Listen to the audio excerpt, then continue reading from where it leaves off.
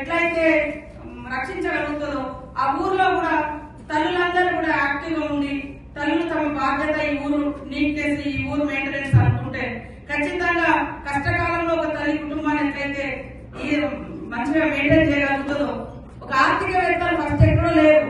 ఆర్థిక శాస్త్రవేత్తలు మాటలలో రాతలలో ఉండొచ్చు కానీ కుటుంబంలో ఫస్ట్ ఆర్థికవేత్తలు అంటే మహిళలే పెద్ద ఆర్థికవేత్తలు.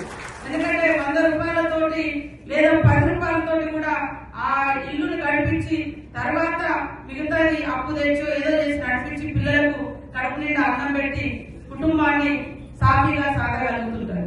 కాబట్టి ఖచ్చితంగా ఇంకా మహిళల మీద బార్డర్ పడకూడదనే ఉద్దేశంతో ఫస్ట్ ఫ్రీ బస్ పెట్టడం జరిగింది. వాస్తవానికి ఇప్పుడు మీరు ఇక్కడికి వచ్చింది ఇక్కడ డబ్బులు లేవు. హైదరాబాద్ నుంచి ఇంటికి పోవాలి, డబ్బులు లేవు, పోవడానికి అవకాశం ఒకటి.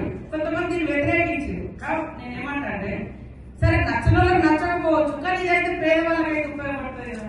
చాలా మంది ఒకరిద్దరు మన సీఎం గారి దగ్గరికి వచ్చి చెప్పారు మేము సార్ ఫ్రీ బస్ ఉండడంతో రోజు ఇక్కడ ట్రైనింగ్ వెళ్ళి మేము ట్రైనింగ్ చేసి దాన్ని సాధించుకున్నాం. ఇద్దరు అక్క చెల్లెలు ఏదో ఒక జాబ్ లో వాళ్ళు వచ్చి లేట్ అన్నమాట పొద్దున్న మేము ఫ్రీ బస్ ఉండడంతో పోయి అక్కడ కోచింగ్ తీసుకోగలిగినాం.